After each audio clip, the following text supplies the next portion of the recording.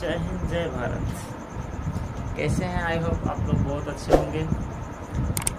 तो कल हम लोग वीडियो में जो पुष्प के जो भाग होते हैं, कितने भाग होते हैं और कौन कौन से भाग होते हैं, इनके बारे में हम लोग कल उस पिछले वाले वीडियो में पढ़ चुके हैं। ठीक है ना। पुष्प के बारे में संपूर्ण जो जानकारी होती है वह कल वाले वीडियो में मैं पढ़ा दिया हूँ। ठीक है ना। आज हम इसमें जाने, आज की जो वीडियो है इसमें हम जानेंगे कि निषेचन कैसे होता है। ठीक है ना। एक पुष्प में निषेचन किस प्रकार की प्रक्रिया होती है और परागण किसे कहा जाता है और परागण किसे होता है। ठीक है ना। तो सबसे पहले हम परागण के बारे में जानते हैं। निषेचन किसे कहते हैं, निषेचन किस प्रकार का होता है, ये चीज़ को हम लास्ट में समझाएंगे। तो इसके लिए निषेचन कैसे होता है, इसको जानने के लिए आप लोग वीडियो को अंत तक देखिएगा, तभी आपको पता चलेगा कि निषेचन कैसे होता है। ठीक है ना। तो आइए स्टार्ट करते हैं। आज का जो हेडिंग होगा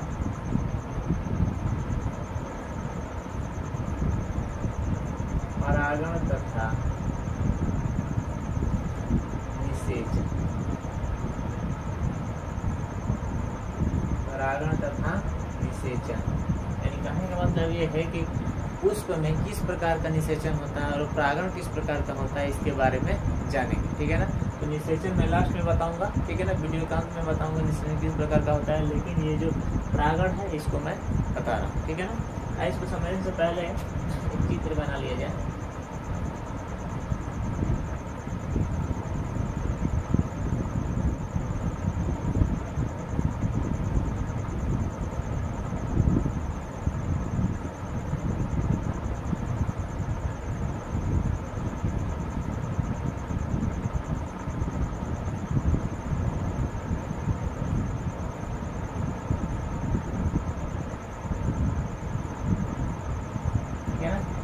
ये वाला जो भाग होता है, ये वाला मैं पहले वीडियो में था, मैं इसको बता चुका हूँ कि इसको नाम, इसको क्या कहते हैं और इसको क्या कहते हैं, इसको क्या कहते हैं। ये जितने नाम से फूल के बारे में मैं डिटेल्स बता चुका हूँ।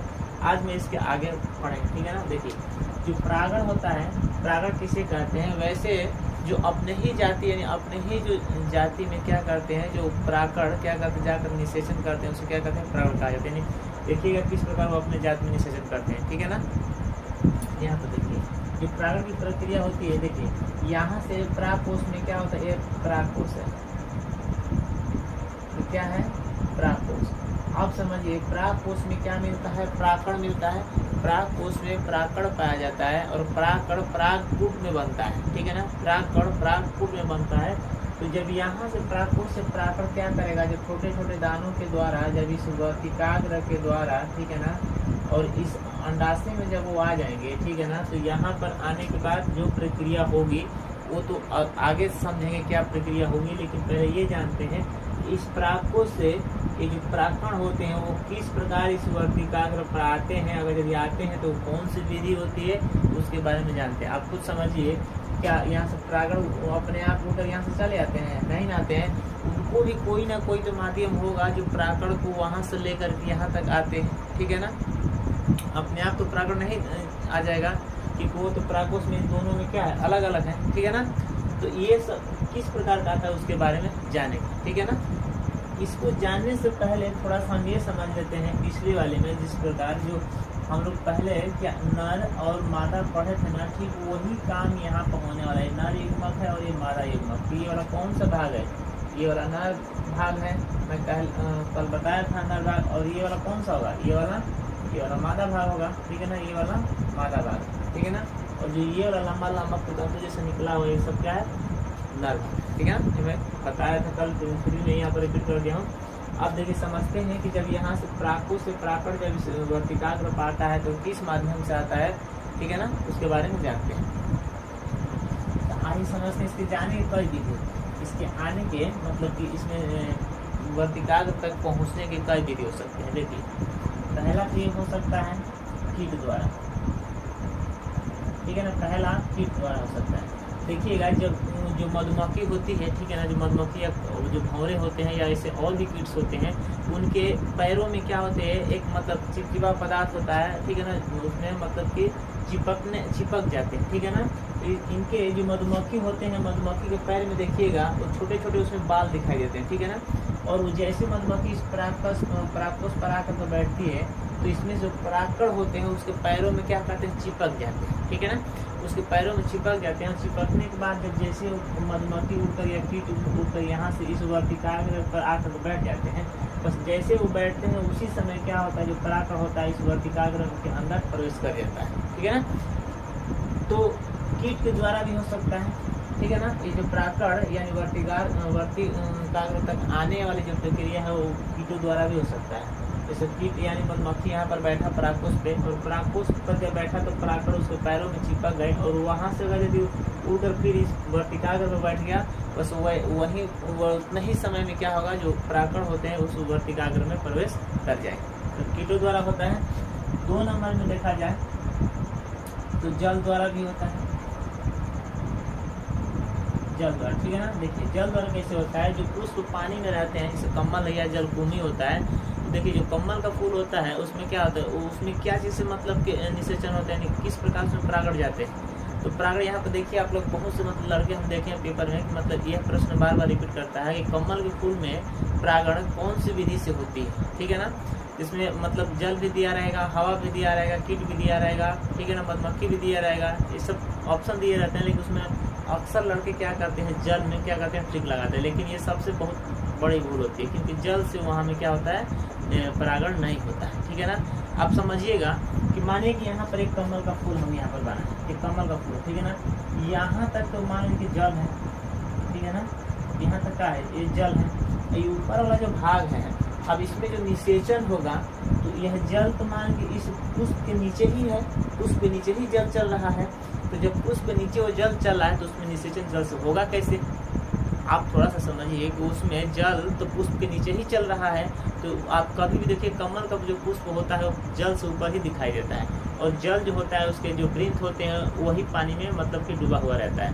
तो पुष्प इसके ऊपर है, ताकि जब ऊपर है तो इसमें निषेचन कैसे जल से होगा, ये चीज़ समझने वाली बात है। जिसमें क्या होता है, इसमें कीटों द्वारा होता है, ठीक है ना। जो जल में जो पुष्प होते हैं, ठीक है ना, उसमें कीटों द्वारा क्या होता है, उसमें परागण होता है, ये बात याद रखिए। उसमें कीटों द्वारा क्या होता है, परागण होता है, ठीक। अब नेक्स्ट चलते हैं हवा द्वारा। आप लोग देखिएगा जितने मतलब कि यहाँ बहुत से गांवों में मतलब हर जगहों पे धान गेहूँ ये सब ज्वार मक्का ये सब का क्या खेती किया जाता है, तो आप समझिएगा कि क्या उसमें किस प्रकार का परागण मतलब होता होगा। क्या कोई भौरा वहाँ पे जा करके एक पुष्प पर बैठेगा और वहाँ से ऊपर वर्तिकाग्र पाते रहेगा, इस तरह का आएगा तो पता चलेगा कि वो सीजन में पूरा पार हो गया, ठीक है ना। तो जब एक सीजन के ऐसे ही पार हो जाएगा तो उस समय क्या होता है, उस समय हवा द्वारा उसमें क्या होता है, परागण, हवा द्वारा उसमें परागण होता है। देखिएगा जब उसमें पुष्प लगने वाले होते हैं, जब गेहूँ या धान जो या ज्वार जो मक्का होता है इत्यादि उसमें क्या होते हैं, तो उस समय हवा चलता है, और एक बार जैसे हवा बहाना तो एक दूसरे पे क्या करेंगे, वो सटेंगे, और जैसे वो सटे तो परागण उसमें से निकल कर और वर्तिकाग्र पे आ जाएंगे। उस समय क्या होता है, एक दूसरे को धक्का लेते, इस तरह का मतलब करते हैं, इस तरह का, ठीक है ना। और जहाँ इस तरह किए तो उसी समय क्या होता है, परागकोश से परागकण निकल कर वर्तिकाग्र पे आ जाता है। तो धान गेहूँ बजरा जो इत्यादि जो मक्का होता है, इसमें क्या होता है, वायु द्वारा क्या होता है, परागकण प्रवेश करते हैं, ठीक है ना। 4 नंबर है जानवरों द्वारा।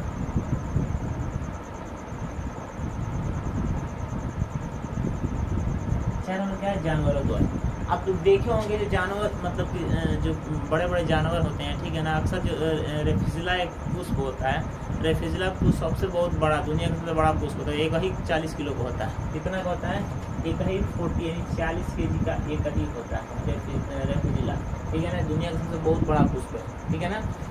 अगर गलती से अगर यदि किसी के देह पर गिर गया तो समझिएगा वो तो मर ही जाएगा, ठीक है ना, इतना वजनदार खुद होता है। तो इसके पुष्प में किस प्रकार परागण होते हैं, इसके पुष्प में जो हाथी होता है, हाथी का बहुत बड़ा मतलब ये होता है, तो हाथी क्या करती है, इसके पुष्प को अपना उसका आगे वाला जो थुथुर होता है, उस थुथुर से क्या करती है, उसको जा करके उसको मतलब उस पुष्प को टच करती है। जैसे उसमें टच करेगी तो उसमें जो परागकण होते हैं उसमें चिपक जाएंगे, और वो चिपक जाएंगे तो वो हाथी फिर अपना सूंड से अगर दूसरे पुष्प को मतलब जाकर छू दी, टच कर दिया, तो उसमें वो परागण निकल कर उस पुष्प में चले जाते हैं। तो ये इस प्रकार बड़े इन जो पुष्प होते हैं, जो जानवर होते हैं, उनके द्वारा भी क्या होता है, निषेचन होता है। होता है, ठीक है ना। तो कीट द्वारा निषेचन होता है, जल द्वारा भी होगा, हवा द्वारा भी होगा और कीटों द्वारा, जानवरों द्वारा, यानी बड़े जानवरों द्वारा, ठीक है ना।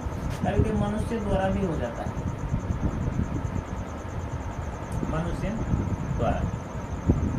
मनुष्य द्वारा मतलब देखिए कैसे होता है। मनुष्य द्वारा कभी हम लोग बाग बगीचे में जैसे ही जाते हैं, तो बाग बगीचे में जाते हैं तो वहाँ पर जाने के बाद देखते हैं कि बहुत बढ़िया बढ़िया पुष्प लगा हुआ रहता है। पार्क में जाते हैं या किसी बगीचा में जाते हैं तो वहाँ पे क्या होता है, पुष्प बहुत बड़ा बड़ा क्या होता है लगा, बहुत सुंदर सुंदर भी लगा होता है। देखने के बाद मन खुश हो जाता है। तो उस समय क्या करते हैं, हम हाथों से इस तरह करते करते चले जाते हैं, ठीक है ना। कहते हैं कि वाह कितना खूबसूरत पुष्प है, ठीक है ना, और इस तरह करके आगे की तरफ बढ़ जाते हैं। तो उस समय क्या होता है कि हमारे हाथ से जो टच हुआ पुष्प, वो एक दूसरे में क्या हुआ, एक दूसरे के समीप आया, एक दूसरे से क्या हुआ, मिला। तो उसी समय क्या हो जाएगा, उस पराग से निकलकर परागकण उस अगले पुष्प में चला जाता है, ठीक है ना।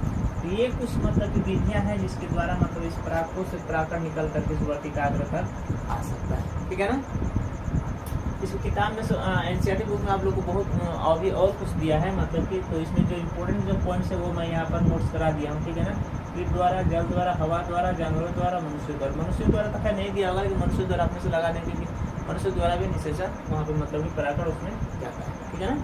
तो ये कुछ पॉइंट्स हैं इंपॉर्टेंट, इसको नोट कर लीजिएगा, ठीक है ना। आगे बढ़ते हैं।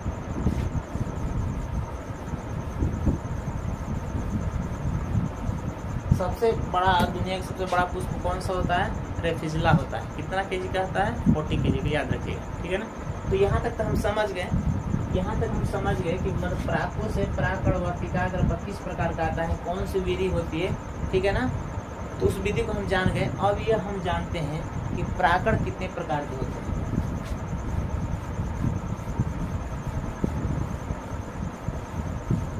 ठीक है ना। अब ये हम जानेंगे परागकण कितने प्रकार के होते हैं।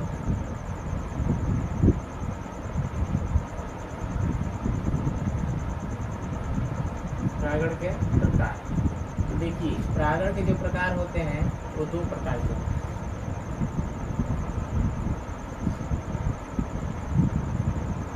एक स्वपरागण होता है और एक परपरागण होता है, ठीक है ना।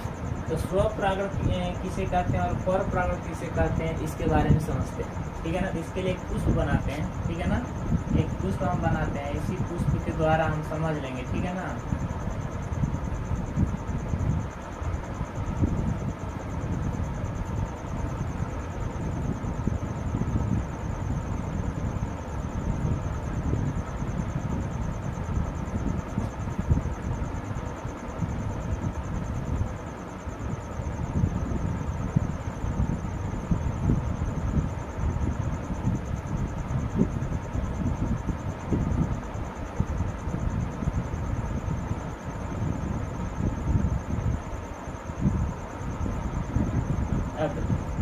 यहाँ पर हम दो एक नॉर्मल सा इमेज ले लिए हैं पुष्प का, ठीक ना, ताकि आप लोग को समझने में किसी प्रकार का दिक्कत ना हो।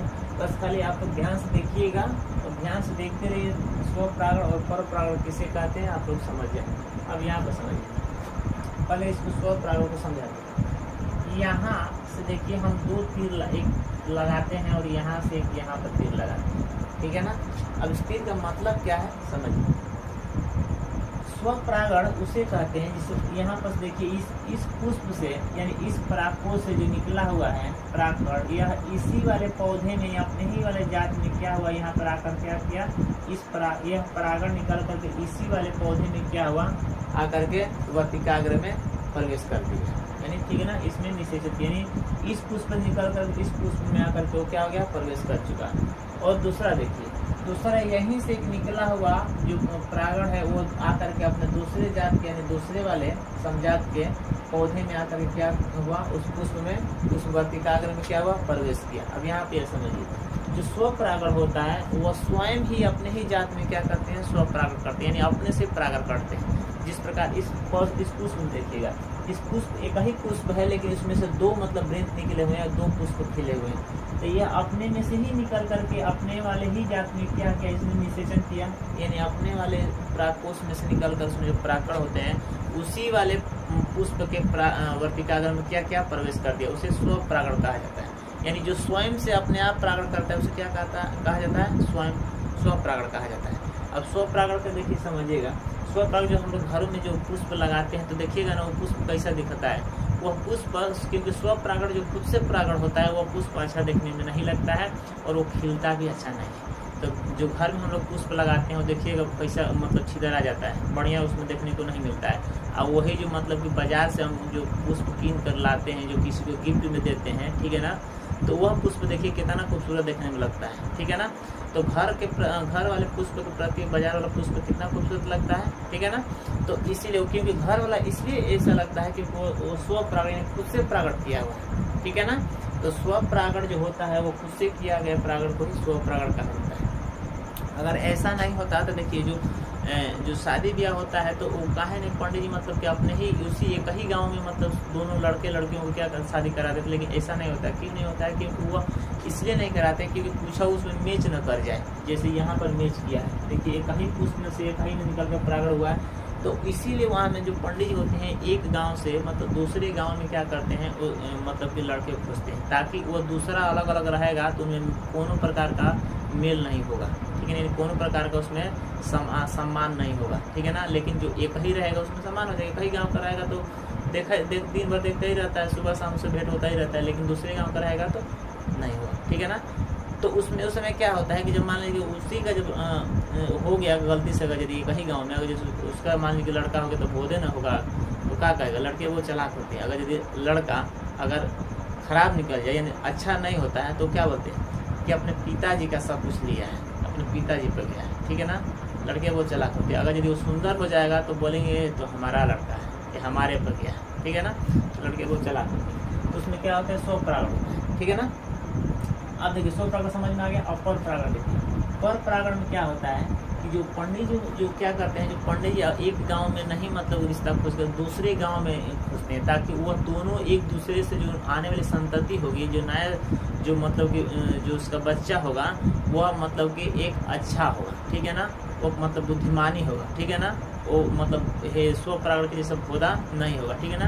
तो इसीलिए वो इस पुष्प से निकल कर जो परागण होते हैं वो दूसरे पुष्प में जाकर निषेचन करते हैं, तो उसे परपरागण कहा जाता है, ठीक है ना।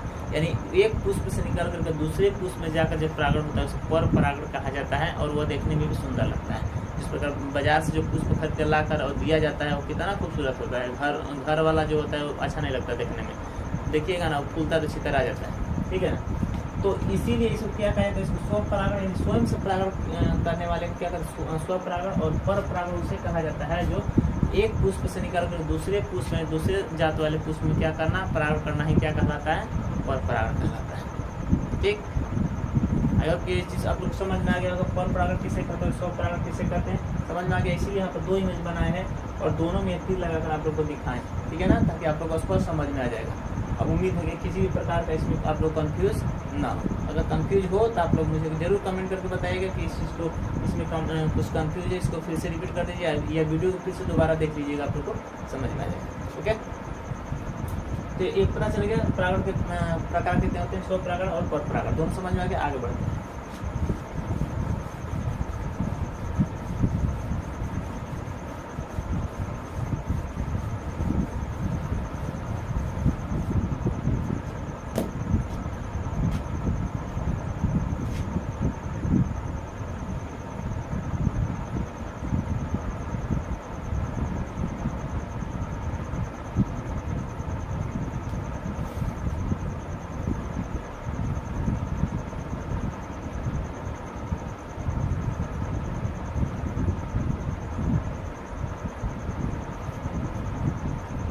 परपरागण के बारे में हम लोग जान लिए। अब हम देखते हैं कि निषेचन कहाँ होता है, निषेचन कैसे होता है, ठीक है, इसके बारे में जानते हैं, ठीक है ना। परपरागण कंप्लीट, हम निषेचन के बारे में जानते हैं। अब देखिए, जब यहाँ से परागकण निकल करके जब किसी हवा के द्वारा या कीट के द्वारा जब इस वर्तिकाग्र में जैसे प्रवेश करता है, इस वर्तिकाग्र से एक परखनली जो होती है, ठीक है ना, उसके द्वारा क्या होता है, इस अंडाशय में क्या होता है, प्रवेश करता है, ठीक है ना। जो परखनली होती है, ठीक है ना, उसके द्वारा क्या होता है, इस नली के द्वारा इस अंडाशय में वो परागकण क्या करता है, प्रवेश करता है, ठीक है ना। जब प्रवेश करेगा तो याद रखिएगा, इसमें जिस प्रकार मेल में क्या होता है, स्पर्म लाखों निकलते हैं, लेकिन उसमें से जाते सिर्फ एक ही दो है। ठीक उसी प्रकार इसमें से जो प्राकड़ होते हैं कई मतलब लाखों में निकलते हैं, लेकिन इसमें से जाते कितने हैं? 2 ही। याद रखिएगा, पेपर में पूछता है कि प्राकोष से निकले हुए प्राकड़ अंडाशय में कितने जाते हैं? तो 2 जाते हैं, याद रखिएगा। ठीक है ना। तो इसमें कितने आएंगे? 2 प्राकड़ यहाँ पर आएंगे। हम यहाँ पर 2 प्राकड़ यहाँ पर लिख देते हैं। इससे पहले यहाँ पर कुछ एक पॉइंट लिख देते हैं। ठीक है ना। युग्मक, ठीक है ना, 2 नंबर युग्मनज, ठीक है ना, 3 नंबर होड़, ठीक है ना। 3 नंबर क्या आ जाएगा? होड़। अब इसको समझते हैं। देखिए युग्मक का मतलब क्या होता है? अलग अलग। युग्मक का मतलब होता है अलग अलग। नर और मादा, नर और मादा ये दोनों क्या है? अलग अलग है। उसमें क्या कहते हैं? युग्मक है गेम है। ठीक है ना। देखिए यहाँ पर नर और यहाँ पर मादा, तो यहाँ पर क्या हो जाएगा? नर, और यहाँ पर क्या हो जाएगा? मादा। ये मादा भाग और ये नर भाग। तो जिस प्रकार नर का जो नर युग्मक होता है नर युग्मक हो जाएगा, और ये मादा युग्मक तो ये मादा युग्मक हो जाएगा। ये आप लोग को मैं बताया हूँ, शायद याद होगा। नर जनांग से नर युग्मक का निर्माण होता है और मादा जनांग से मादा युग्मक का निर्माण होता है। तो देखिए यहाँ पे नर भाग है और यहाँ पे मादा भाग, यहाँ पर नर यहाँ पर मादा। आप समझते हैं ये दोनों क्या है? एक अलग अलग है, डिफरेंस यानी अलग अलग है। अभी इनसे कोई संलयन नहीं, यानी कोई मतलब नहीं है, यानी एक दूसरे से क्या है? विपरीत है, अलग अलग। आप समझिए। अभी युग्मनज क्या होता है? ठीक है ना। जाइगोट क्या होता है? देखिए यह जब युग्मनज उस समय होगा जब नर युग्मक और मादा युग्मक मिलेंगे, तो यहाँ पर युग्मनज का निर्माण होता है। क्या होता है? यहाँ में युग्मनज का निर्माण होता है, यानी द्विगुणित युग्मनज का क्या होता है? निर्माण होता है। अभी ये अगुणित होते हैं। ठीक है ना। ये क्या होते हैं? अलग होते हैं, अगुणित होते हैं। लेकिन जब ये दोनों मिलते हैं, नर युग्मक और मादा युग्मक जैसे मिलते हैं, तो यहाँ पर युग्मनज का निर्माण होता है, यानी द्विगुणित युग्मनज का क्या होता है? निर्माण होता है। और इसको हम क्या 2n कह सकते हैं, 2n। ठीक है ना। अब ये चीज़ यहाँ पर समझिए। जब यहाँ से नर पराग से परागण जब जाएगा नर भाग इस वर्तिकाग्र पर, यानी मादा वाले भाग में, तो मादा का युग्मक निकलेगा और ये जो नर का युग्मक है ये निकलेगा। तो यहाँ पर अंडाशय में आएंगे। ठीक है ना। जब अंडाशय में आएंगे तो अंडाशय में इसमें से सिर्फ 2 ही एगो कण जाएगा। लाखों कण निकलते हैं, लेकिन इसमें से क्या होगा कि 2 ही एगो कण उसमें क्या होते हैं? जाते हैं। ठीक है ना। एक चीज़ और याद रखिएगा कि अंडाशय में किसी भी पुष्प के अंडाशय में पहले से 3 अंड मौजूद रहता है। पहले से 3 अंड क्या होता है? मौजूद रहता है। ये चीज़ याद रखिएगा। एक पेपर में ये सब आंतरिक बातें हैं, और इसको पेपर में 1 नंबर के लिए पूछता है कि किसी भी पुष्प में अंड पहले से कितने होते हैं? तो याद रखिएगा 3 होते हैं। ठीक है ना। और ये भी पूछता है कि परागकोश से निकले परागकण अंडाशय में कितने जाते हैं? तो 2 जाते हैं। याद रखिएगा 2 परागकण क्या होते हैं? अंदर प्रवेश करते हैं। ठीक है ना। अब जैसे 2 पहले मतलब इस वर्तिकाग्र के द्वारा जैसे ही मतलब 2 कण प्रवेश कर दिए तो क्या होता है? बंद हो जाता है। ठीक है ना। ये बंद हो जाता है, यानी बाकी और जो होते हैं वो सब नष्ट हो जाते हैं। तो जैसे यहाँ पे समझिए 2 आता है तो एक नर युग्मक, मादा युग्मक। अब यहाँ पर दोनों अंड में क्या किया? नर युग्मक प्रवेश कर दिया। ठीक है ना। नर युग्मक क्या हुआ? प्रवेश कर दिया। तो यहाँ पर जब दोनों मिले, अभी तो उस समय अगुणित थे यानी अलग अलग थे, अब जब दोनों मिले तो क्या हो गया? युग्मनज का निर्माण किया, यानी एक नए संतति का निर्माण हुआ। ठीक है ना। तो जिस प्रकार निषेचन होने के संलयन के बाद क्या होता है? एक नए भ्रूण का जन्म होता है, यानी एक जब भ्रूण का जन्म होगा तो उसके बाद जब तक वह पेट में रहेगा बच्चा, तब तक वो भ्रूण के नाम से कहा जाएगा। जैसे जिस दिन वो पैदा हो जाएगा उस दिन से वो शिशु के नाम से जाना जाएगा। याद रखिएगा। ठीक है ना। ठीक उसी प्रकार तो इसमें क्या होता है कि जब 2 कण अंडाशय में आते हैं तो यहाँ पर एक कण क्या करता है कि ये कणवा आ करके और एक अंड से क्या करता है? निषेचन कर लेता है। ठीक है ना। तो एक अंड यानी एक कण से क्या क्या निषेचन किया, तो जब एक अंड एक कण से निषेचन करेगा तो क्या चीज़ का होगा? भ्रूण का निर्माण होगा। ठीक है ना। तो इसमें ये तो जीवों में भ्रूण का निर्माण होता है, लेकिन इसमें फल का निर्माण होगा। ठीक है ना। इसमें क्या होगा? फल का निर्माण होगा। उसमें थोड़ी ना बच्चा होगा, उसमें क्या होगा? फल का निर्माण होगा। और धीरे धीरे क्या हो जाएगा? एक दिन ऐसा समय आएगा कि वो परिपक्व फल के रूप में दिखाई देने लगता है। आप लोग देखिएगा जब टिकोड़ा पकड़ते, आम जो होता है उसका छोटा जब टिकोड़ा पकड़ता है, जब वो धीरे धीरे बढ़ने लगता है तो एक दिन फल के रूप में दिखाई देने लगता है। ठीक उसी प्रकार तो एक कण है वो क्या करेगा? एक अंड के साथ निषेचन करेगा। तो एक अंड के साथ जब निषेचन करेगा तो उसको क्या कहा जाएगा? भ्रूण कहा जाएगा। क्या कहा जाएगा? भ्रूण। यानी उसको बीज भी कहा जा सकता है, फल भी कह सकते हैं। इसको हम यहाँ पर फल लिख सकते हैं। इसको क्या कहते हैं, फल भी कहा जा सकता है। भ्रूण तो जीवन होगा लेकिन फल जो होगा पुष्पों होगा, ठीक है ना, याद रखिए। तो एक अंड तो एक कण के साथ निषेचन कर लिया, अब बचा 2 अंड और 1 कण बचा। तो ये क्या किया, ये वाला ये दोनों अंड के साथ ये कण क्या निषेचन कर लिया, ठीक है ना। अब समझिए 1 कण बचा और 2 अंड बचे, यह दोनों एक साथ निषेचन किए। तो आप समझिए जब भ्रूण यानी जब पेट में बच्चा रहता है तो उस समय उसको भोजन कौन देता है, प्लेसेंटा के द्वारा मिलता है, यानी जो गर्भनाल होता है और जो मतलब उसकी बच्चे की जो माँ मतलब भोजन करती है, तो उस गर्भनाल के द्वारा उस बच्चे को क्या होता है, भोजन प्राप्त होता है। उस वक्त भोजन मिलता है जब तक वो जमीन पर वो कदम न रख दे, यानी उसका जन्म न हो जाए, ठीक है ना। उस समय तक वो प्लेसेंटा के द्वारा भोजन ग्रहण करता है। ठीक उसी प्रकार जब जैसे एक अंड एक कण के साथ निषेचन कर लिया तो भ्रूण का निर्माण कर लिया, और उस भ्रूण को भोजन प्रदान करने के लिए कौन होता है, मतलब भोजन प्रदान करने के लिए ग्लूकोज होता है, इंडोप्लाज्मिक, ठीक है ना। इसको क्या कहते हैं, ग्लूकोज।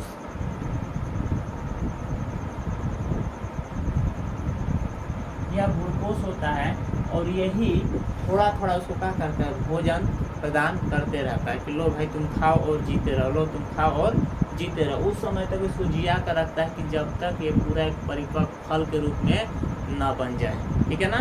तो उस समय तक क्या करता है, इसको सुरक्षा भी प्रदान करता है और भोजन भी इसको क्या करता है, देता है, ठीक है ना।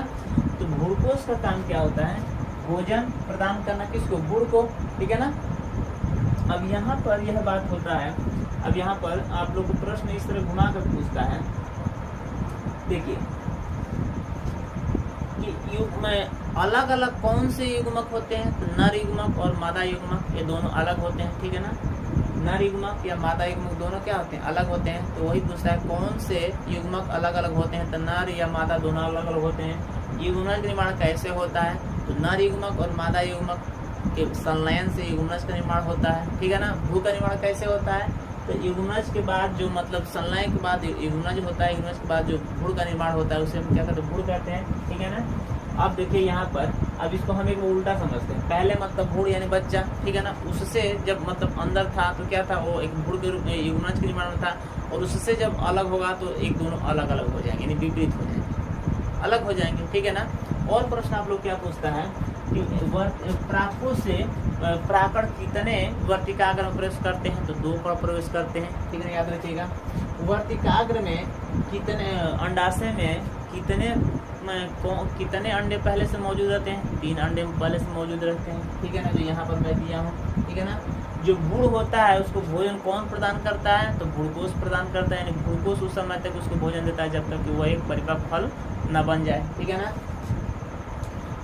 और एक चीज और जान लीजिए, जो पुष्प की कोई भी पुष्प होता है तो उस पुष्प में प्राग जो नर भाग होता है वो सबसे ज्यादा होता है, ठीक है ना। ये पुष्प वाले में बता दें, फिर यहाँ पर मैं बता रहा हूँ, जो पुष्प भाग होता है उसमें कभी भी याद रखिएगा जो नर भाग होता है वो सबसे ज्यादा होता है, ये वाला भाग सबसे ज्यादा होता है, ठीक है ना।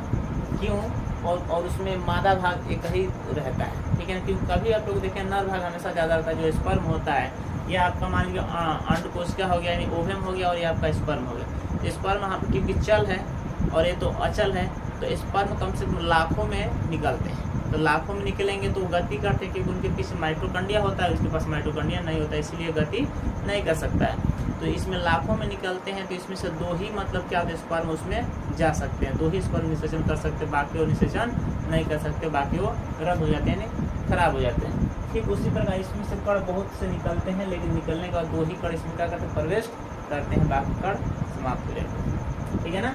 तो ये था आपका परागण विधि, परागण क्या है और निषेचन क्या है। निषेचन आप लोग को स्पष्ट समझ में आ गया होगा। अब इसके बाद जब इसमें एक चीज और समझ लीजिए कि जब इसमें एक अंड में होगा तो एक कोशीय फल यानी बीजीय फल कहलाएगा, ठीक है ना। और 2 अंड में निषेचन होगा तो द्विबीजीय फल कहलाएगा, यानी द्विबीजीय अंड कहलाएगा। इसमें कई बीज होते हैं, इसमें एक बीज होते हैं, कोई सत्य फल होता है, कोई असत्य फल होता है, कोई मांसल फल होता है, कोई सूखा फल होता है। तो ये जो फल के जो बात है, इसमें कौन से किसमें निषेचन होगा तो कौन सा फल का निर्माण होगा, ये अगले वीडियो में देखा जाएगा, ठीक है ना। तो आई होप कि यह वीडियो में जितना पॉइंट्स कवर किया गया आप लोगों को समझ में आ गया होगा, ठीक है ना। परागण और तथा निषेचन क्या होता है इसके बारे में बता दिया गया इस वीडियो में। आप लोग को उम्मीद है, मुझे उम्मीद है कि इस वीडियो से आप लोग को बहुत से हेल्प होगा, ठीक है ना। तब तक के लिए अब जो अगला पॉइंट होगा वह अगले वीडियो में देखा जाएगा, वो फर्स्ट वाले चैप्टर में देखा जाएगा। तब तक के लिए जय हिंद, जय भारत।